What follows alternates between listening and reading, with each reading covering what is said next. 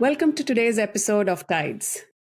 AI is becoming a part of everything we do, automating tasks, analyzing data, and even making decisions. But as we give over more to machines, it begs a bigger question. What does this leave for us?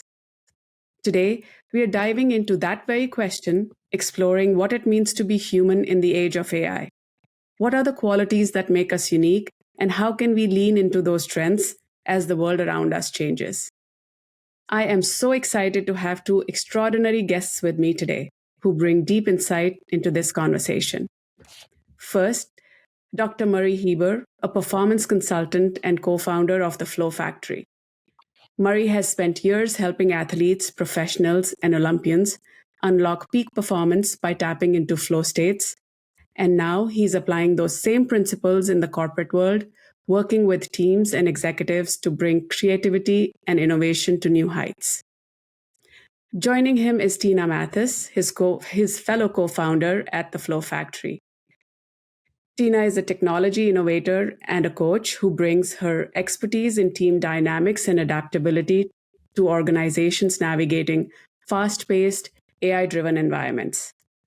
Together, Murry and Tina, through the Flow Factory, are integrating flow mastery with AI-driven work so individuals and teams can produce exceptional outcomes. So let's dive in and uncover what makes us uniquely human in the age of AI. Murry and Tina, I'm thrilled to have you both here on TIDES. Welcome. Thank you. We're excited to be here, Shweta. Wonderful to have you here. Now, as we are seeing, AI is increasingly taking over from daily to routine to complex, transforming industries and even the way we approach daily tasks. This leads us to a fascinating question. As AI takes on more responsibilities, what does it mean to be human? What truly sets us apart? So to start us off, I'd love to hear your thoughts, Murry and Tina. In your view, as AI takes on more tasks, what do you think remains uniquely human? It's a good question. Murry, do you want to take a stab at this first and I can follow on? Sure. Yeah, for me, what keeps us really human in this age of AI is actually our creativity, our ways to come up with new ideas, things that have been unstructured and are just purely new and novel. So I think that's now what we should be leveraging into more and more, and that is what sets us apart from AI and computers and machine learning. Yeah, and I would agree. I think it's our ability to problem solve, and problem solving comes from being able to have creative ideas on how to problem solve. So I think what it does is it helps free us up to do that. So what would you say creativity means in the context of work today? Because I know creativity is a word that's being used in a wide variety of situations. I just wanted us to zoom into what does creativity look like in the work context? I'll take a stab at that one. I think we always assume that creativity is just for those that are innovators or, the marketing department or, but creativity is something that's actually within us all. We just have to access it. It's not just something that's left to, the artists and the creatives that we deem as creatives that are outwardly creative. It's something that we have in us, and tapping that is difficult inside a corporate environment because you have a lot of stress, and stress has the opposite effect to our ability to access our creativity. And I think coupled with creativity is curiosity and our ability to lean in, be curious, ask those thinking questions that help us then come up with ideas. And I think that to me, in its essence, is creativity in the workplace. But I know Murry leans into this a lot, especially around the curiosity side. So I'll let Murry add some color to that. Yeah, that's excellent. And again, for most of these things, I always pull from the sport background.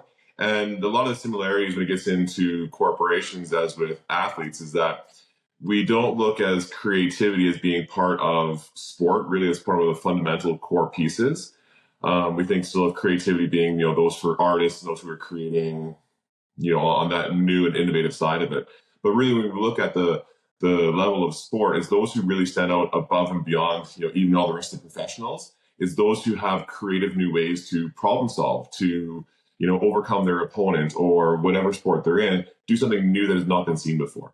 And so that really is this creative aspect coming through.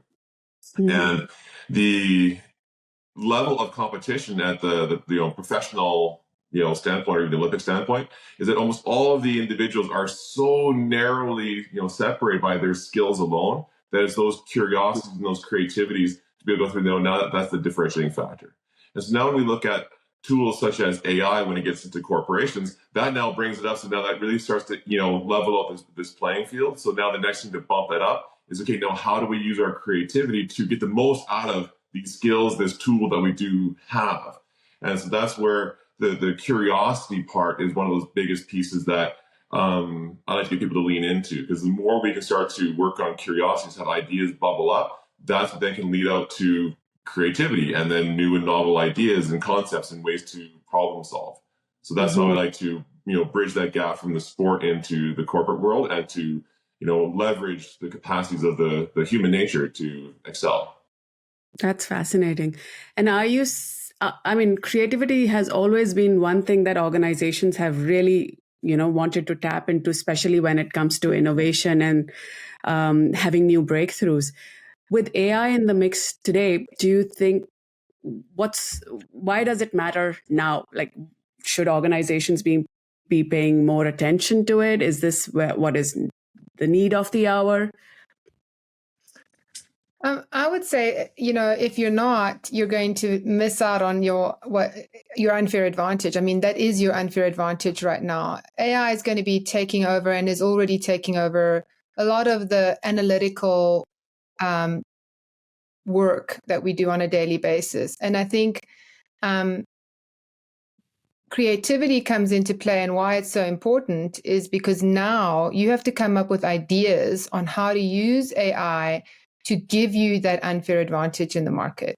And so it's kind of like a carpenter and their tools, right? So AI is a tool, and you have to be able to master the tool. And there's lots of them, and it's not just ChatGPT.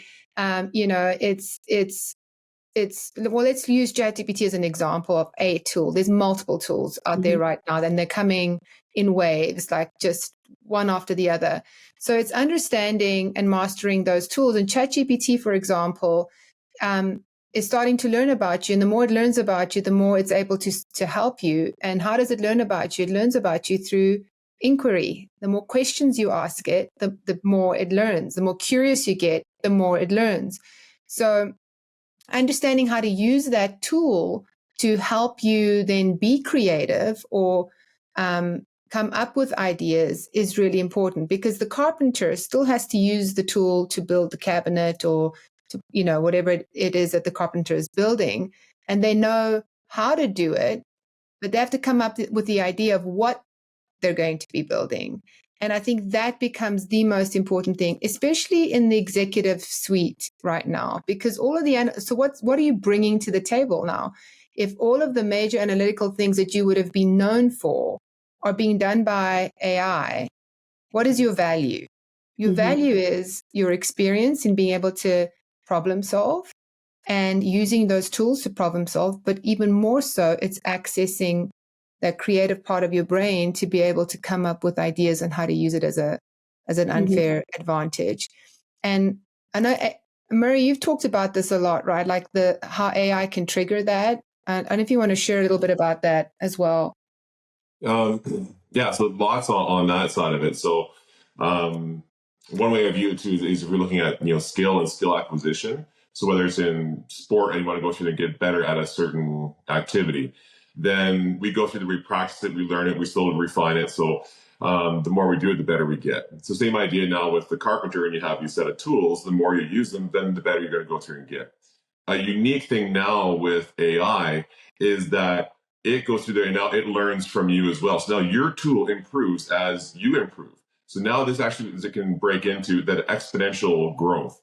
So it'd be like, never play tennis, pick up a tennis racket, and all of a sudden now you can be top 100 in the world within, a few, months or a year, as opposed to decades to go through and try and get there. So that's what the power that this AI sort of wave is presenting. And I think it's those who get on board with it sooner and then leverage its capacity are those who are going to stand out the most. Mm-hmm. Now, the other neat thing with it is that some things that drive creativity and even like productivity and innovation are going to be when we get into these flow states. So that flow state, we've all experienced them. It's when we go and we get into the zone and everything else sort of drifts out. We're completely immersed and engaged at, the task at hand and what we're doing. And a lot of the, AI components have the capacity to pull us into the right here, right now, and bring us into some flow states. And so what that does now, if we're looking about, creativity or coming up with new and novel ideas, one of the big things for that is going to be, divergent thinking. So be able to go through think outside of the box. So if I'm sitting there trying to think outside my box is still my box. But if I'm using an AI tool that can go through and generate, 10 different ideas just at the blink of an eye, and I was like, oh, wow, and I wouldn't have thought about these things. That pulls me out. That leads now for my curiosities to want to explore these a little bit more. And it also does something of this immediate feedback loop, which is essential for learning, where the faster that feedback loop is, then all of a sudden we can go and we can learn faster, we can move faster. So all those pieces just help to, bring us right into the zone. So now the tool is learning from us. We're leveraging the power of the tool to become more creative and to come up with the new creative ideas or whatever it is that we're setting our mind or a task to.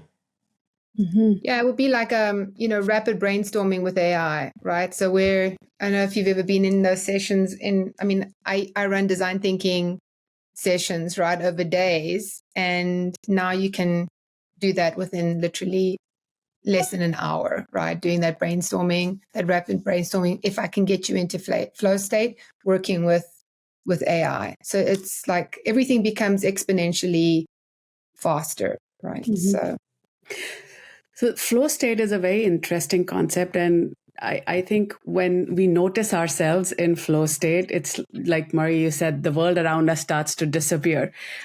But those moments are far and few. Like, it's not like you can tap into that flow state, like you click a button and you're in flow state. So how do people tap into that flow state, especially in our context today where there's so much fear associated with AI and, people are not fully adopting it. Some are, some aren't. We still haven't gone to the other side of adoption where it has become like second nature to us. AI is still not like Microsoft Word or Salesforce.com. Right. Yeah, that's a great question, and it's been quite the journey over I guess probably almost the last like 40, 50 years from when flow states was just sort of coming together from a research standpoint. And now advances in neuroscience and neuroimaging have been able to go through and actually produce, images and now essentially steps that go through there and lead you into these flow triggers that help, set the environment for flow to most likely happen. So there's things that block us from getting into flow, and there's things that can now help to pull us into it. So as we become almost more self-aware of, I'm entering into a flow state, you can actually lean into one or the other, or you feel that these blocks here, you can now take, mechanical steps to get rid of some of those blocks. So really just through the process of educating on what are flow states, how do they happen, what are the triggers for them, really opens up the environment to be able to almost now be able to go through there and drop into them. So it's, especially when you have a tool like AI that can now go through and be part of it to help pull you in. So that's how we can go through and leverage a lot of these pieces to find flow on command, more often than not. And like any other skill, it is something that the more you do, the more you train, the better at it you get. It's not as though you go and you do it once and all of a sudden, that's it, I'm a master. Like, no, it's a process. It's always an ongoing journey.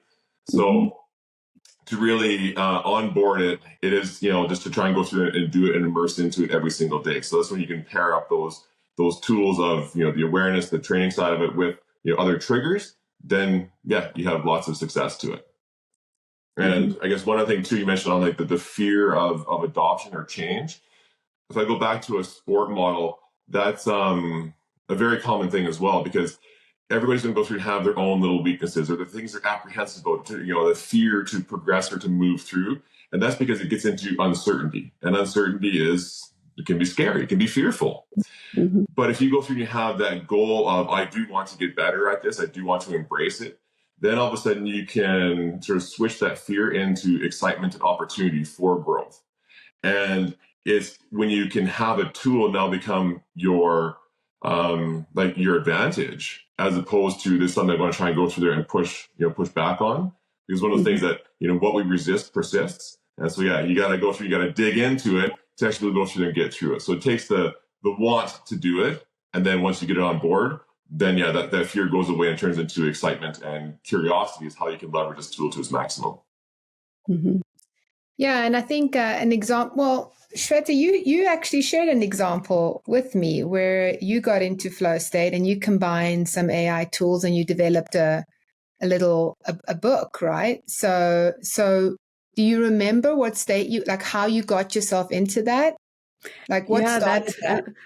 It's interesting that you remember that example, Tina. Yeah. But yeah, I've been experimenting and exploring AI for like almost 2 years, ever since ChatGPT was made accessible to everybody. And off late, I was thinking about, like how do we train executives specifically on foundations and fundamentals of AI? I mean, especially busy HR professionals. Like we are so neck deep right now in our day to day. There's barely time to just, lift our head above water to say, hey, I want to try this out. And I come from learning and development background. So I was just not feeling inspired. I'm like, another theoretical white paper is not going to cut it. I didn't feel like developing it, or an e-learning course, or a workshop. So I was just kind of ideating with ChatGPT as my brainstorming partner, and I'm like, give me ideas. And through that, an idea for a graphic novel came up, and I'm like, oh, this seems interesting. So I was using ChatGPT to understand what is the difference between a graphic novel and a comic, and what are the different styles in which we can produce a graphic novel. It helped me even write out a script. And of course, when I say it helps me write out a script, it doesn't mean I tell it to write it out and the output it gives me is the perfect output. I play with it. I use it as my research assistant, for lack of better terms. And then we refine and fine tune the scripts. Mm-hmm. And then I again leaned on it to say, hey, I need to build now a tech stack to help this product come to life. What can I use? It helped me identify Midjourney as a tool. Yeah. I had another AI tool. Yeah. That's right. I used 11 Labs for voice recording. I used, YouTube has been a great repository to learn how to use these tools. And then we have Canva. So it was like a mix of different tools that I kludged together to bring a graphic novel to life. So there was no one solution that I could flip through a book to say, here's my playbook to create a graphic novel, and this is what you lean on. So that was just my little experiment. And how long did that take you? Oh, wow. So from idea to a proof of concept took me a week. Okay. And I didn't have a team. I didn't have to lean on graphics people, experts, nobody. No. And look how you started. You started with being curious and asking questions, right? Yeah. And then it took you down this path where it was helping you literally ideate and you were in flow. The minute you started to ask those questions, it helped trigger you into flow, which is exactly what Murry was talking about. It happens like this. And if you think about it, if you had to separate that out before AI, how long would that actually have taken you? How many resources would you have had to have either hired or brought in to be able to help you produce this? Right? It would have taken months. Exactly. Right. And multiple people with area of specializations to come together. Exactly. And all you needed was curiosity, right? Yeah. And inquiry. And inquiry and curiosity are two things that are basically, they're one and the same, right? So, and I think the challenging part that we're facing right now is that organizations can't continue to function the way they've always functioned and try and incorporate AI. Mm-hmm. You have to completely change the way that you skill your resources. They need to learn, and I've preached this for decades now, and Shweta, you probably remember, is that everybody should have learn how to develop a coaching muscle. Because what do coaches do? They ask you tough thinking questions, right? Mm-hmm. And we learn through inquiry, and so does AI, right? So I think being able to ask powerful questions, being curious, leaning in is and having the time to do that is what AI frees up for us.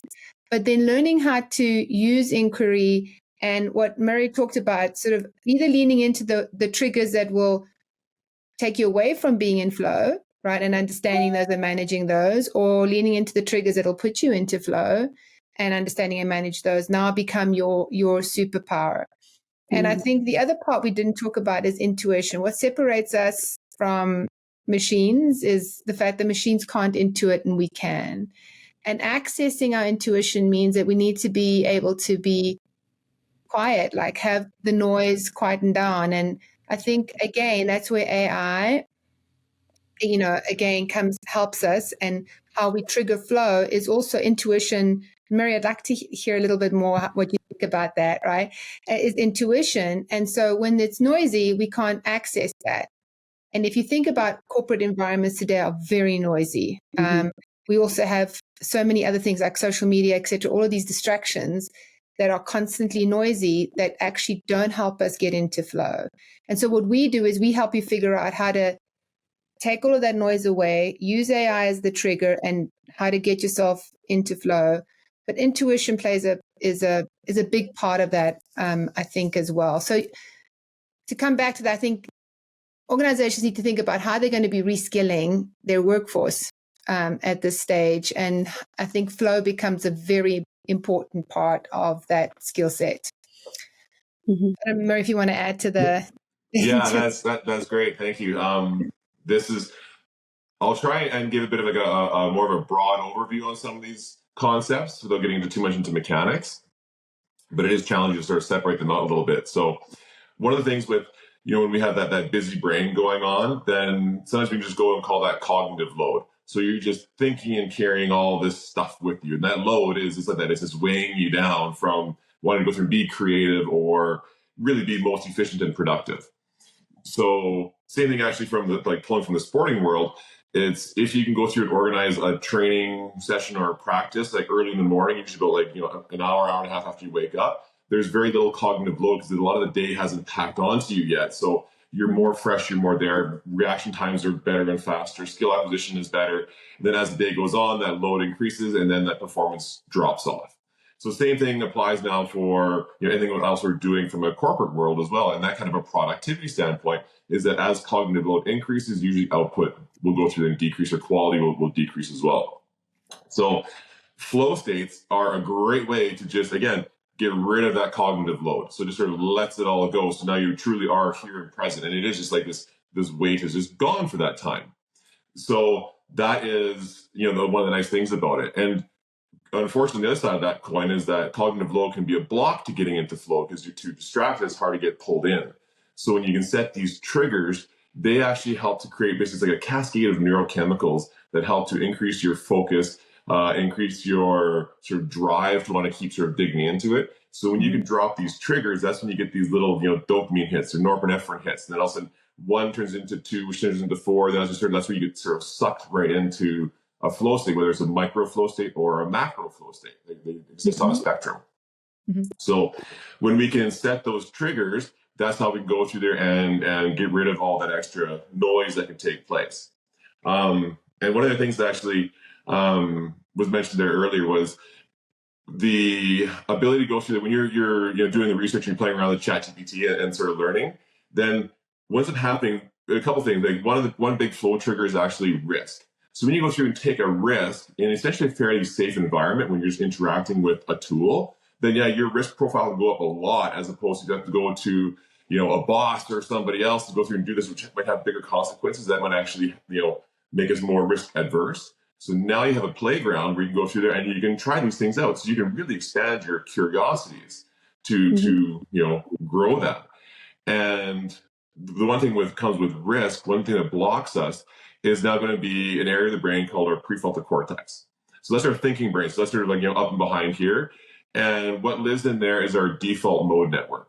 And it's the network of our brain that's always pumping the brakes on us, like, oh, are you sure you should do that? Maybe you should rethink that. Like, don't take that risk. And so when you get into a flow state, that part of our brain actually goes to sleep or goes quiet. So our default mode network kind of gets out of the way. So we're more open to exploring new ideas. And this now sort of ties back into Tina's bit on being able to be intuitive.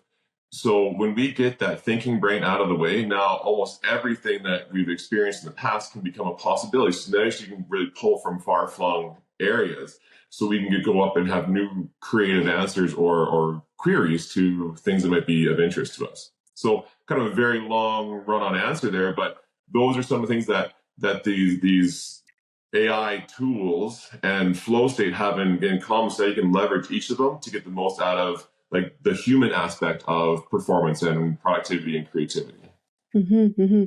Wow, so powerful. I have a question for you, because when you were talking about the prefrontal cortex, the concept of emotional intelligence struck my mind. So are we saying that in order to be successful in the age of AI, where most of the work is going to be done eventually, black and white work, let's put it like routine tasks are going to be done by AI, people who are going to be more successful are going to be the ones who are who have more EQ quotient, so to speak, because then it's easier for you to get into flow states and be creative? Is there like a connection that way between these three things that we spoke about? Let's see here. Yeah, overall, yes, absolutely. A little bit more complex, so to keep it somewhat simple, is by the replacement of all those sort of more like routine level tasks by AI, then that does nothing for actually being a bit of a flow trigger. So there's something called our challenge skill sweet spot, or that's where it's like we can go through that we're challenged enough and we have enough skill that now we want to really lean into to take on this activity that we're going through and doing. And so if you don't have the skill level and there's a challenge presented to you, that can go through there and turn into like, oh boy, this is more anxiety inducing. Or if the skill is here or the skill is whatever, your basic level of skills, but your challenge is so low, then it's almost like into boredom. So no matter how hard you try and show up, your best qualities aren't going to shine through. So there's this nice little sweet spot. And with AI now being a lot of those components of the skill level, so that's an element of the skill. So now you can find your challenge level to help go through and get you into these zones all the time. Plus the automation of a lot of those tasks, that's what actually goes through and helps to decrease that cognitive load, because now it actually enables us to up level our role on thinking more broadly. So yeah, now if you want to go and tie this back into some of that EQ component, absolutely. So that's where you can go and you can augment your EQ by unleveling all of this stuff. So again, it's a process to go through and learn. But yeah, I think that's one of the tools that's going to be able to go and accelerate our learning and productivity, creativity. And if we resist that, that is again where it's going to be. You can be left behind really quickly. Yeah, absolutely. And I have another clarifying question for our audience, because when we talk about emotional intelligence, there's a concept of triggers there too. And those triggers are the ones that hijack us so that we cannot use our deep thinking brain to be present and evaluate the situation for what it is. But when you're talking about triggers for flow state, are we looking at triggers that induce negative feelings, or is it triggers is a word that can be used for both positive and negative? For this context, triggers is for positive. So things that can now help move us forward and basically pull us towards those flow states. So when we drop, and it's more intentional, like sometimes they can come to us, but more often we want to try and drop these triggers in front of us so that when we get to this, it's kind of like even using, setting goals or setting, stretch tasks, like that, just stretch your abilities a little bit more. That's the flow trigger that's going to pull you into it. There's a conscious thought of wanting to go through and take a risk. That's actually going to go through there and get you that little dopamine norepinephrine hit. When you take a step towards accomplishing, it's not about the outcome of it, it's the fact that you took it and then you're rewarded for it. And that's to encourage you to keep on doing it. So that's what creates this cascade to pull you into flow. So yeah, these triggers aren't a negative one that, we think of, a triggering event. No, it's not on that stand front for these purposes for flow. And I think it's also understanding. I'm always bothered by the word emotional intelligence or EQ, is because our emotions are intelligent. And what are emotions? There's energy in motion, right? So it's understanding where that energy is coming from and where you want to direct it. So really what we're trying to help you do is have an awareness of your emotions, because your emotions are powerful. And where do you want to direct that emotion?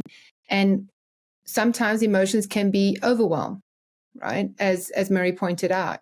So if you understand overwhelm and you can have an awareness of, oh, my energy that I'm projecting right now is overwhelm, then if you can have an understanding of where that overwhelm is coming from, or maybe it's because I came up with this idea and now I have to make a business plan and I don't know how to make a business plan. So I'm just going to forget about this idea. Instead, I came up with this idea. I have to make a business plan. Oh, I can direct my overwhelm energy now into AI, because AI can build that business plan for me. So it's more about emotional awareness, understanding where that energy is coming from and how to redirect that energy. So taking it from what potentially could be a negative trigger and flowing it into a positive one, right? So Beautifully said. So, in our modern work context, and this is a question for both of you, our life is quite busy and overwhelming, and new things are hitting us all the time. And our work environments, you spoke about the environment which is conducive for flow states. We're hearing more and more organizations want to bring people back into the work environment, which is noisy, they're hoping that there'll be more innovation. Is this the right way to think about creating an environment that's conducive for generating flow state? Does it have to be either or? Like, what kind of environments can organizations create, even if they're bringing people in? It's is where I'm curious to learn about. Like, how do we navigate these waters around environments? I guess for our environments, one thing about flow states is a bit of the definition of it is that when you're in a flow state is when you feel your best and perform your best. So really, if we can get into that point now, you can get employees and organizations into it. You're going to have a change of culture where it's going to actually elevate, and everyone's going to go, let's say, more often having overall life satisfaction being pulled from their work. So now it helps to augment. Plus, then we look at like culture of teams, you can go and get into group flow. And so group flow now is when you have actually, common, shared goals and shared risks. And that is what can go through now, pull a team together, now elevate that to new levels as opposed to just individuals, going at it themselves. So there's that individual flow and that group flow. So I think if organizations can really onboard that idea, that concept, it can help, change culture in a very positive way. Mm-hmm. Yeah, and I would agree. And again, it comes back to what I was saying before. I don't think it's a one or the other, to Murray's point, right? I think you need both. Environment is everything, right? Think about it, right? We're in the environment of our mother's bellies while we're becoming, coming out into the world, right? That's an environment that helps us grow from, a little embryo to an egg and whatever. I can't even remember what the hell biology is. My brain is dead, even though I gave birth to a child. But anyway, so there's that environment. And so for us as humans, environment is everything. So I think organizations need to rethink the environments that they're bringing their teams into, right? So we like to, in this process, in the flow process, we teach you how to go into flow in any environment that you're in. But preferably, we'd like to, if you're in a position like with a team where you're trying to solve a really wicked problem, we would want to distract you from the environment that you're in, right? By taking you into either nature or predominantly nature, right? Where you can get inspiration, right? From the greatest creation around us. I mean, look around us. Nature is our biggest teacher of creativity and curiosity and flow, right? So we try and take you there just so that we interrupt, your thinking patterns and bring you back, right? So I think organizations need to think about how will they leverage that group flow, right? If they're consistently trying to do the definition of insanity, which is try and get a different result by doing things in the same same way. You just can't. So I think to your question, Shweta, is that I don't think it's about coming back into the office or being, working from home. They both have pros, they both have cons. It's about what is the environment that is going to induce flow state, because to me, that is the competitive advantage. And how can you create that environment for either your individuals or your teams? And we have some thoughts on how to do that, and we take people through that. But I think that's the game changer here. And I want to say that, back in the day when we were putting in, ping pong tables and whatever else into the work environment, they weren't wrong. They just were going about it in the wrong way, right? Because you can put a ping pong table, but if you're not putting in the understanding about, when you're trying to get into flow state and you've been in front of your computer for the last 1 hour, going to go and play a game of ping pong is actually going to trigger you back into flow state, because you are distracting your brain and bringing you back. It's not just about, having fun with everybody in the office. There's purpose to that. So that's what I would say. It's not one or the other, but we have to rethink the environment that we create. Yeah. And I also heard you hinted about the situation. Like, it all is situational. Like, it's what kind of situation that I'm in, what kind of problem I'm trying to solve for dictates whether I should be in a collective group in a particular environment or independently working heads down to solve that problem. You also, Murry, talked about macro and micro flow states. Could you share a little bit more about that? Sure. Yeah. The flow states, they exist on the spectrum, and a macro flow state, if you've experienced one, that's where time just completely dissipates, and for a lot of athletes, they're in there, and it's almost now called bullet time from like the Matrix, where you see everything coming at slow mo. You're processing things so fast that you have all the time in the world. So that's a macro flow state. Then a micro flow state would be more just like if you are writing a little email or something that else, and it's like, oh wow, that was really quick, and I felt like all my words were right, and I didn't have to review. You weren't battling against something. So those micro flow states, they pop in all the time, but usually we're just unaware of it. We're just like, oh well, hey, that was easy, great, on to the next. So that's sort of the spectrum within it where it lives. And one of the things from like the macro flow state side of things is how that actually works from that time dilation, sort of lose track of it. Well, one of the reasons for it is when that prefrontal cortex sort of goes to sleep. That's also our internal clock, and it keeps time. So when it isn't quite on it, then time can sort of dilate or compress or can move around. But also from like the processing of information side of things, that the prefrontal cortex is like the screen that is the filters that everything is going through. So we can only be aware of so much stuff coming at us consciously. All the rest of it gets pushed back into our brain for processing and analysis, and we're completely unaware of it until that screen gets sort of put out of the way. And so our prefrontal cortex, like our thinking brain, can process around 126 bytes of information per second. So not a whole lot. But our hindbrain can process 10 to 13 million bytes of information. So that's when that thinking brain can go through and get out of the way. That's where all of a sudden now all that information, you kind of become aware of it. So you can put on all this information and it's there and it's present. And a good example of that automation aspect is if you always have the same commute into work, you can get into your car and almost like blindly get to work. Like, I don't remember any of the drive at all. So these things are just automated tasks. But if you go and you fly to a new city and then you're driving around looking for someplace, you are aware of everything that's going on because it's all new and novel. So you're pulling it all in. So it's not just, the process isn't automated for you. So back to what Tina was saying, environment, getting out of that automated, standpoint and process helps to actually trigger a flow state, which then, can either be now long divergent here, but from a micro to a macro. So it helps to really elevate it up to having a bigger likelihood of getting into a flow state and a larger one at that. Yeah. Wow. So getting a little bit ahead of ourselves and imagining a future, what do new AI human partnership looks like in the future? Like, if we have to envision that future, what do you both see that future to be like, where AI and humans are working together and AI augments the flow state for us. Like we can trigger that flow state easily.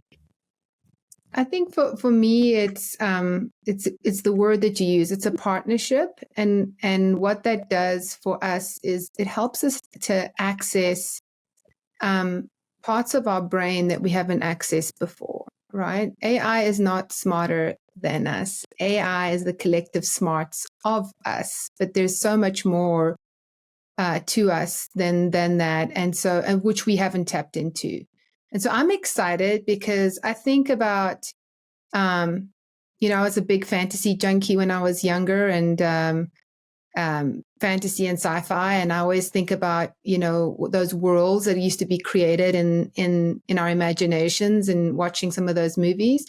I think our ability to create those worlds now is going to be exponentially quicker. And you're seeing with what Elon just showed us, right? Mm-hmm. Where I am concerned is that AI can be used for good and AI can be used for bad, and flow can be used for good, flow can be used for bad, right?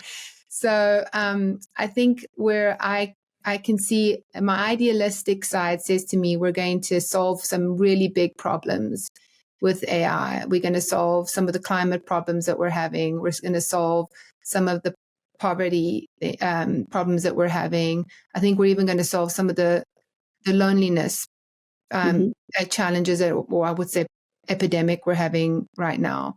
But I also think if we are not conscious and purposeful with what we're using AI for as a partner, it can be a completely different picture.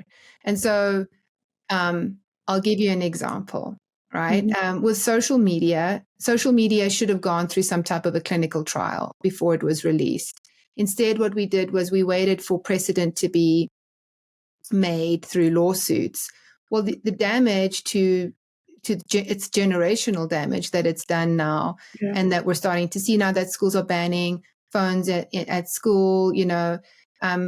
The rate of suicide and depression as a result of artificial dopamine addiction through social media is huge. Well, AI is a much more powerful tool. And so I think if we're going to wait for precedent to occur, that's not going to be good for our humanity. And so I really hope that anybody who's developing and using AI as a partner in their development of flow or with ideas, etc., and bringing these things to the world, hopefully does it from a lens of what's best for humanity versus what's not. That would be my sort of futuristic view. About Murry. Follow that one up, hey? Yeah, well, that opens up a lot more areas for thoughts. The way I look at a lot of these things, and which is always a challenge for me, is if I would transport myself back to the time of when we were hunter gatherers, and then all of a sudden somebody's coming along now and they're moving into agriculture. So then now they're sitting there, they're taking this dirt, they're scraping into it, they're throwing little seeds into it, throwing some water, and also this whole crop pops up. It's like, wow, you produced a whole lot more than what I can through my current way of thinking. But it's like, for me to make that leap, it's like I don't know how to do that magic that you just did. So, and then same thing from agriculture to industrial. So I look at this being another, like a new wave. So what's on the other side of it? I don't really know. Don't know how to envision what it looks like, probably because it hasn't really been, written or developed yet or really adopted into. So we're just flirting with it, right now. But to what Tina's points there, it's like, yeah, absolutely. Even with flow states, there's the upsides of it and there's the downsides to it. So it is a balance we go through and look at. And the things that trigger flow states for a positive way are also things that can trigger, dopamine addictions, whether it's gambling or social media. So these things, they can be leveraged, for negative purposes, or if we're just blindly going through it, we can be pulled into the easiest route or path, which sometimes may not be the most fulfilling. So this is we have to approach it with the lens of wanting to go through and do good for self-betterment, for betterment of others, for our community, for our planet. And I think if we can go and, have more effort along those sides of it, those pursuits, then yeah, I can have a massive, change of how we operate. I think it's like a whole new era that is unwritten that we can go through and leverage if we can do it on the positive side and not have it, go and develop into a tool that people use for, malintention. Yeah, absolutely. And do you see the nature of the tools that we use today changing with AI in the mix? Like, what kind of new tools are you sensing will emerge that we are not seeing yet? Or, I mean, I'm going to give you an example, like Microsoft Office. We're so used to using a word processor, whether it's Microsoft Office or Google Docs or whatnot. Does it have to be that way? Or do you think with technology evolving, emerging, the user experience and the user interface will also be disrupted in a big way? Yeah, I 100% think it will. I see a world where we won't even have phones anymore, right? And I think the disruption is going to happen like it did, using Apple as an example, right? I think, the disruption from, we said Apple would never make it into the corporate environment, and yet it was pushed in and prolifically pushed in from the consumer. I think you're going to see the same thing. The democratization of knowledge that has occurred. Murray touched on the different phases. We went from agriculture to industrial revolution. Now we're on the fourth industrial revolution. But I think that leap from what we saw, what we use today as technology, and with AI, where we're going, that leap is huge and exponentially faster. And so I think we're going to see changes in the technology, the physical technology we use. Our phone might become some type of a wearable or ring that we speak into. I think the onset of using voice is going to become even more prominent or prevalent. I do think our productivity tools are going to change because we're going to have, as individuals, choices on what we use, right, as productivity tools. And so I think chat is just scratching the surface. You've seen what's happening with robotics as well. And so that, I think, is going to be prolific as well in terms of just some of the mundane day-to-day things that we don't want to do as humans. But I think where you're going to see the most is in the medical space. I think medical and agriculture, I think, are going to be the two areas where you see the most adoption of AI. Banking is going to be interesting. I think the banking world, I think the way we work with money is going to completely change, and it's going to completely change exponentially and sooner than we think. But that's what I would say. I mean, like Microsoft Office, I mean, like, to me, those, the fact, that's what I think drives me crazy, is that corporations are still trying to figure out how to use ChatGPT or Copilot as part of their Office 365 environment, where other companies are like flying past them. So, to me, it's like you need to be rethinking it all. You need to be rethinking how you actually even exist in a current marketplace, and even that marketplace is going to continue to exist beyond where it's at today. Finance being one of the bigger ones that I think people are watching closely. Yeah. And we haven't even started talking about the agentic AI yet, which is so new. Yeah. And, put quantum into that, and you start to see a whole bunch of things start to change pretty rapidly. I'm not sure, like, in the world of, maybe Murray, you can talk more to sort of the medical and sporting field, but I'm not sure how that is going to change, or what you see as the future there. Well, that's a good question, actually. Well, one of the things that already is shifting is actually e-games. It's massive. Its uptake is an exponential growth, and it's got teams and leagues and superstar players. So that maybe now has the potential to replace some of the actual sport and sporting events.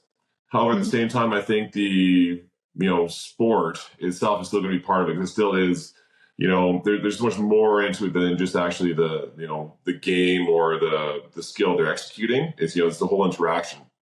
So back down to all these, flow and flow triggers that, a game, whether it's football or hockey, how it unravels is always new and it's always novel.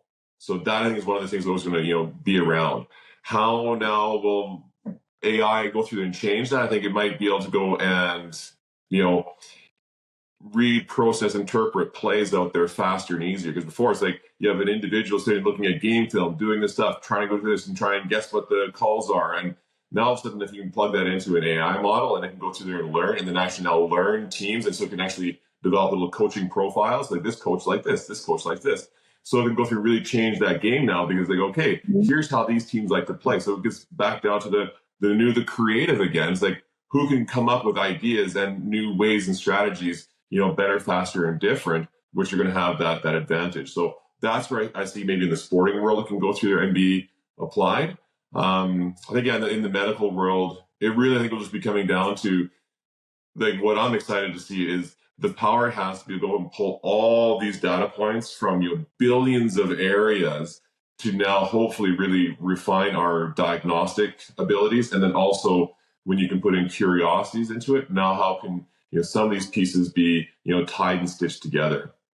Because a lot of our learning, if we get into medical research and doing randomized control trials, our knowledge is going really deep and really specific in all these areas. But that means there's always going to be these little slices between those avenues that are getting missed, because we're just going deeper and deeper and deeper. So how do we go and look broadly?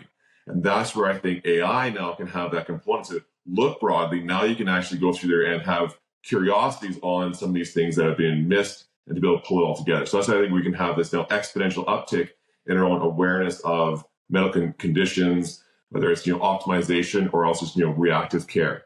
So that's where I think that exponential growth can come from in sport and medicine.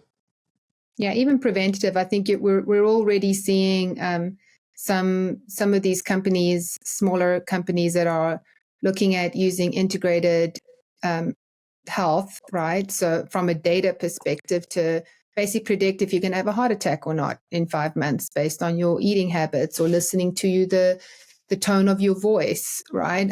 So there's a lot that's going on there that will, I think, in the future, will be living longer, healthier, if we use this in the right way. And but I think it's going to be a big draw on energy, because you're processing a lot of data. GPUs are a great example of the amount of energy it takes for data centers to be able to process GPUs. And so I think we need to also think about how we're going to solve for that, because the draw on energy is going to be even larger than it was before.